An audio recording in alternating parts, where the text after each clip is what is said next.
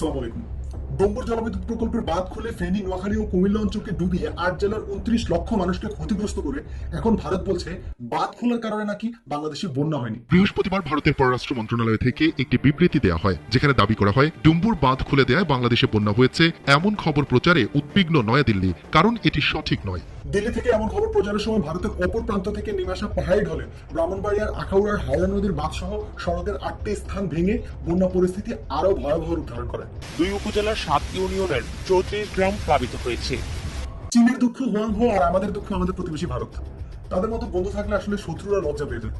সময় এসেছে ভারতকে চূড়ান্ত পর্যায়ে বয়কট করার, কারণ এই ভারত আমাদের যে পরিমাণে ক্ষতি করেছে কোনো শত্রুর সঙ্গে এত ক্ষতি করে না। প্রথমে বলছি তিস্তার কথা। তিস্তার পানি প্রত্যাহারের আগে এর খবর জানায় না ভারত।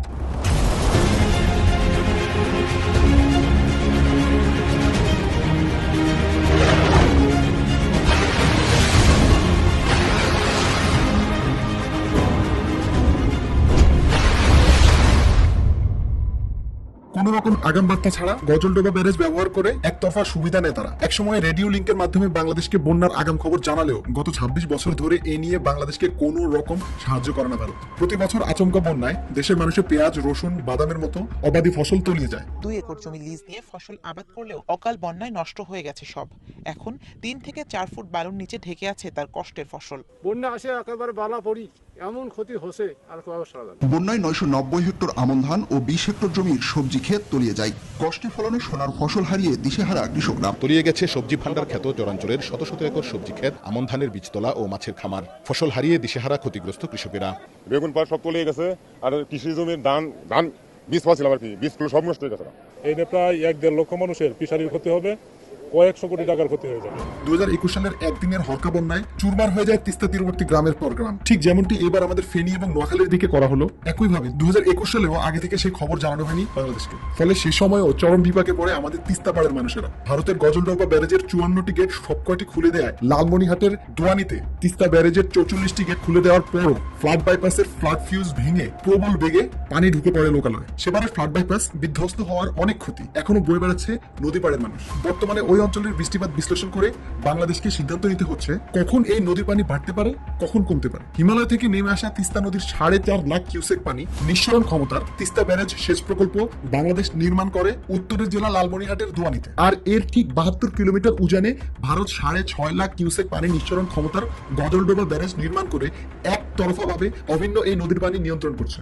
এরপর রয়েছে ফারাক্কা বাঁধ। পূর্বে বাংলাদেশের ক্ষতি হয়, ভারত এমন কোনো কাজ বাংলাদেশে না করার প্রতিশ্রুতি দিলেও কথার বরখেলাপ করে ফারাক্কা বাঁধ নির্মাণ করে। ফারাক্কা বাঁধের ফলে স্বাভাবিক পানি প্রবাহ বন্ধ হয়। শুষ্ক মৌসুমে বাংলাদেশ ন্যায্য পানি থেকে বঞ্চিত হয়। পলি জমির নদীতল ভরাট হয়ে যাচ্ছে। বর্ষা মৌসুমে অতিরিক্ত পানির চাপ সহ্য করতে পারছে না নদী, ফলে বন্যায় কবলিত বাংলাদেশ। তেমনি শীত মৌসুমে পানির প্রবাহ বন্ধ করে দেওয়ায় বাংলাদেশ মারাত্মক পানি শূন্যতার সম্মুখীন হচ্ছে, যা আমাদের সার্বিক জীবনযাত্রা ও উন্নয়ন প্রক্রিয়াকে ব্যাহত করছে। শুষ্ক মৌসুমে হ্রাসকৃত পানি প্রবাহের ফলে বাংলাদেশের ১/৩ এলাকার কৃষিক্ষেত্র মারাত্মক সংকটের সম্মুখীন হচ্ছে। বিশেষ করে হার্ডিং ব্রিজ সেতুর কাছে পানি প্রবাহ সর্বকালের সর্বনিম্ন ১৪ ফুটের নিচে নেমে আসায় জমির ফসল বিনষ্ট হচ্ছে এবং এর ক্ষতির পরিমাণ ২০২০ সালের রিপোর্ট অনুযায়ী প্রায় ১০০ কোটি টাকা বলে জানা যায়। এছাড়া সেচের পানির অভাব, জমির আর্দ্রতা হ্রাস ও জমিতে লবণাক্ত বৃদ্ধির ফলে ২০২০ সাল পর্যন্ত দেশের গঙ্গাবাহিত ৫০ লক্ষ একর জমি মারাত্মক ক্ষতির সম্মুখীন হয়েছে। বিভিন্ন তথ্যে জানা যায় ১৯৭৬ সাল থেকে ১৯৯২ পর্যন্ত শুধুমাত্র কৃষি ক্ষেত্রেই বাংলাদেশ প্রত্যক্ষ ক্ষতির সম্মুখীন হয়েছে বছরে ৫০০ কোটি টাকারও অধিক। আর এই সবকিছুর জন্য একমাত্র দায়ী ভারত। সঙ্গে প্রাকৃতিক ও নীতিসম্মত এই প্রবাহ থেকে বঞ্চিত হওয়ার কারণে পরোক্ষভাবে বাংলাদেশের ক্ষতি প্রায়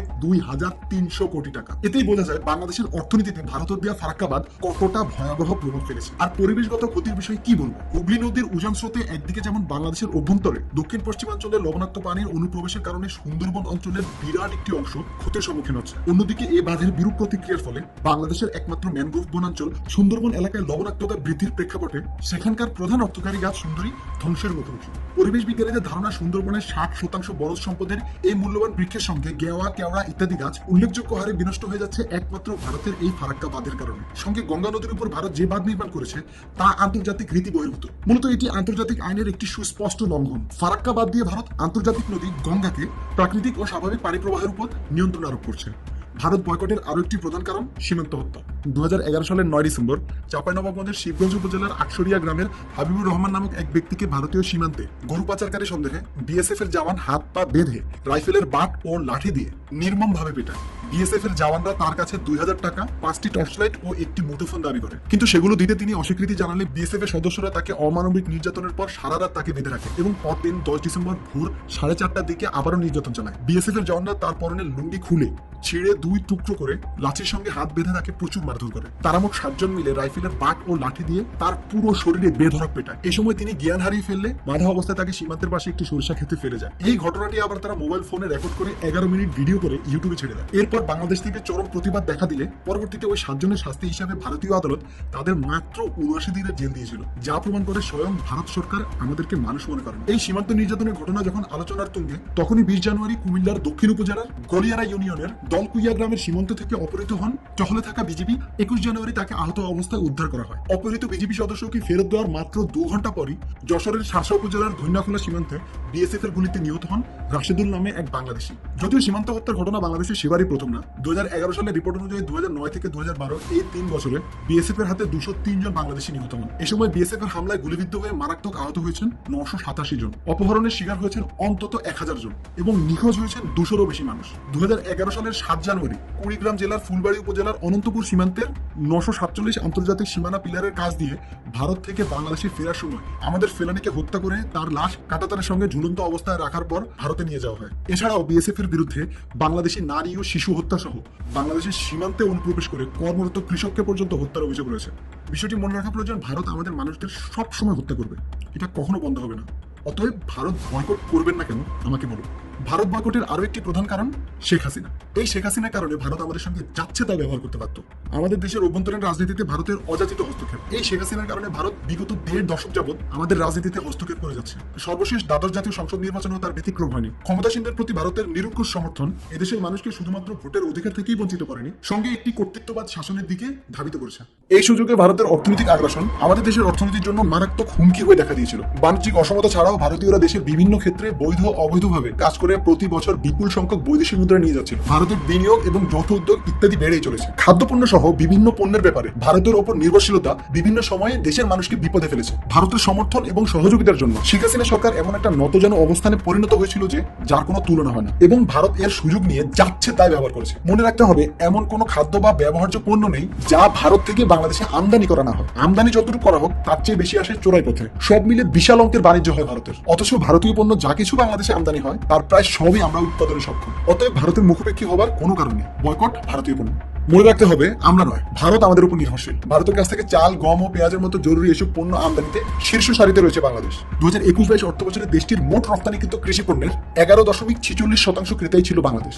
শুধুমাত্র 2023 সালে বাংলাদেশে পেঁয়াজের উৎপাদন ভালো হয় ভারত হতে পেঁয়াজ আমদানি না করার সিদ্ধান্ত নেওয়া হয়েছিল, যার কারণে এতে ভারতীয় পেঁয়াজ কৃষকরা বিপদে পড়ে যায়। শেষমেশ 2 টাকা কেজি দরে ভারত পেঁয়াজ বিক্রি করে, যে কারণে পেঁয়াজের ন্যায্য মূল্যের দাবিতে আন্দোলন করেছিল মহারাষ্ট্রের পেঁয়াজ কৃষকরা। অপরদিকে রেমিটেন্স আয়ে ভারতের চতুর্থ বড় উৎস হলো বাংলাদেশ। 2023 সালের হিসাব অনুযায়ী বিগত অর্থ বছরে বাংলাদেশ থেকে $4,040,00,000 রেমিটেন্স গিয়েছে ভারতে। 10 লাখেরও বেশি ভারতীয় বাংলাদেশে চাকরি করছে। প্রতি বছর বাংলাদেশি রোগীরা ভারতে চিকিৎসা সেবা নিতে গিয়ে প্রায় $500 মিলিয়ন খরচ করে। 2022 সালে ভারত পর্যটন খাতে আয় করেছে 1,34,543 কোটি রুপি। আর এ খাতে ভারতের এই সাফল্যে শীর্ষ 3 দেশের একটি হলো বাংলাদেশ। তাই ভারতীয় পণ্য সহ ভারতকে বয়কট করলে ভারতকেই নানা প্রতিকূলতার মধ্যে দিয়ে যেতে হবে, আর এটি আমাদের করতেই হবে।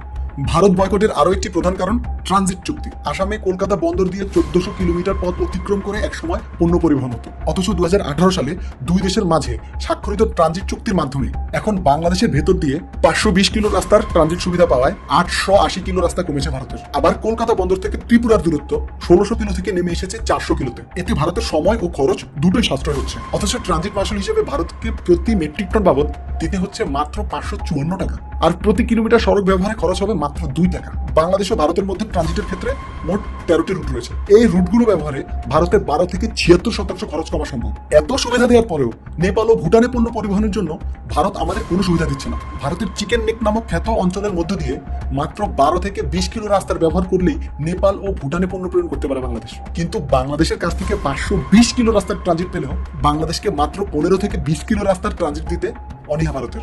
বাংলাদেশ, নেপাল ও ভুটানের মধ্যবর্তী এই পণ্য আদান প্রদানের পথ সুগম হলে ভারতের মধ্যস্থতা ছাড়াই বাণিজ্যিকভাবে লাভবান হতে পারত বাংলাদেশ। বর্তমানে এই ভারত নেপাল ও ভুটানে একচেটিয়া ব্যবসা করছে। এছাড়া উত্তর পূর্বাঞ্চলে পণ্য পরিবহনের জন্য ভারতকে নিয়মিত মংলা ও চট্টগ্রাম বন্দর ব্যবহারের অনুমতি দিয়েছে বাংলাদেশ। এখানে ভারতের 80% সুবিধা নেওয়ার ব্যাপারে বন্দর বিশেষজ্ঞ ও অর্থনীতিবিদ ডক্টর মইনুল ইসলাম মনে করেন ন্যায্য হিস্সা থেকে বঞ্চিত বাংলাদেশ। তার মতে ভারতের $100 বেঁচে গেলে $50 পাওয়ার এখতিয়ার রাখে বাংলাদেশ। আবার এক্ষেত্রে রাজস্ব মুদ্রা হিসেবে ডলারের পরিবর্তে টাকার ব্যবহারও ভারতকে একচেটিয়া সুবিধা দেবে বলে মনে করছেন বিশেষজ্ঞরা। ভারতকে বয়কট করার আরো একটি প্রধান কারণ, ভারত একটি চোর। ভারত আমাদের সঙ্গে আকাশ সীমায় চুরি করেছে, বিভিন্ন দেশের বিমান ব্যবহার করছে বাংলাদেশের আকাশ, অথচ তার রাজস্ব নিচ্ছে ভারত। অনেক ক্ষেত্রে বাংলাদেশের আকাশ ব্যবহারের প্রমাণ পেলে বিল আদায় করতে হচ্ছে ম্যানুয়ালি। আধুনিক রাডার না থাকায় স্বাধীনতার পর থেকে এমন বহু ঘটনায় কয়েক হাজার কোটি টাকা রাজস্ব হারিয়েছে দেশ, আর এই সুযোগ নিচ্ছে ভারত। আধুনিক রাডার থাকায় বাংলাদেশের আকাশ সীমা চুরি করছে দেশটি। বিভিন্ন গন্তব্যে পৌঁছাতে যেসব দেশের বাংলাদেশের আকাশ সীমা ব্যবহার করতে হয়, আন্তর্জাতিক আইন মেনে সর্বনিম্ন $500 পরিশোধ করতে হয় সেসব দেশকে। কিন্তু বাংলাদেশ এই সুবিধা থেকে বঞ্চিত হওয়ার মূল কারণ আধুনিক রাডার না থাকায়। ঢাকা ও চট্টগ্রাম সিটির আকাশে ওড়া বিমান ছাড়া অন্য কোনো ফ্লাইটের সরাসরি তথ্য পায় না বাংলাদেশ সিভিল এভিয়েশন। দক্ষিণ এশিয়ায় একমাত্র বাংলাদেশের আকাশ ব্যবহার করলে 95% বাণিজ্যিক বিমানকে বাংলাদেশকে কোনো ডলার দিতে হয় না। বাংলাদেশের আকাশ ব্যবহার করে চার্জ পেয়ে যায় ভারত। ভারতের রাডার থেকে সিগন্যাল রেজিস্টার করা হয়, তাই এসব বিমান থেকে বাংলাদেশের আকাশসীমা ব্যবহারের সকল অর্থ পায় ভারত। সঙ্গে বাংলাদেশের আকাশসীমার স্পর্শকাতর তথ্যগুলো পেয়ে যায় ভারত। আমাকে বলুন, ভারতের মতো এমন চোরের সঙ্গে সম্পর্ক রাখা কতটা যৌক্তিক? ভারতের চুরির আরো একটি নমুনা হচ্ছে বাংলাদেশি পণ্যের জিআই সত্ত্ব ভারত তার নিজের নামে করেছে। বাংলাদেশি পণ্য ফজলি আম, নারকেলের মোয়া, সুন্দরবনের মধু, রসগোল্লা এবং নকশি কাঁথার জিআই সত্ত্ব ভারতের কাছে। এছাড়া টাঙ্গাইলের শাড়ি ও জামদানি শাড়ির জিআই সত্ত্ব ভারতের নামে। চিন্তা করুন, আমাদের পণ্যকে সারা বিশ্বে তারা নিজেদের পণ্য হিসেবে পরিচয় দিচ্ছে। সুন্দরবনের সিংহভাগ বাংলাদেশের। বাংলাদেশে প্রতি বছর 300 মেট্রিক টন মধু আহরণ করা সম্ভব। সব বিবেচনায় বাংলাদেশ এগিয়ে থাকলেও ভারতের পশ্চিমবঙ্গের বন উন্নয়ন কর্পোরেশনের আবেদনের প্রেক্ষিতে জিআই পণ্য হিসেবে মধুর আন্তর্জাতিক সনদ পেয়েছে ভারত, অথচ তার হকদার ছিলাম আমরা। ভারতের ক্ষমতার প্রভাবে আমরা কতটুকু অবদমিত হয়েছি চিন্তা করুন। শেখ হাসিনা বাংলাদেশকে মূলত ভারতের গোলাম বানিয়ে রেখেছিল। বাংলাদেশের ইলিশ সহ বিভিন্ন পণ্য দেশের মানুষের প্রয়োজন মেটানোর আগে ভারতে রপ্তানি করে। দেশে ইলিশের দ্রব্যমূল্যের ঊর্ধ্বগতির পেছনে দায়ী এই অপরিকল্পিত রপ্তানি। গত কয়েক বছর ধরে দুর্গাপুজো উপলক্ষে ভারতে ইলিশ রপ্তানি করে আসছিল আওয়ামী লীগ সরকার। গত পুজোর সময় ভারতে যে ইলিশের প্রথম চালান গিয়েছে, একই সময় তার চেয়ে বেশি দামে ইলিশ কিনতে হয়েছে বাংলাদেশের মানুষকে। এটাই হলো হাসিনা, আর এটাই হচ্ছে ভারত। অতএব ভারতকে বয়কট করা এখন আর কোনো সময় পাবি না, এটা করতেই হবে। নিঃসন্দেহে ভারতের একটি সুতাকেও ইনি বিনিয়ে সমর্থন দেওয়ার অর্থ দেশের সঙ্গে সরাসরি বেইমানি করা। So boycott Bharat. আল্লাহ হাফেজ, আসসালামু আলাইকুম।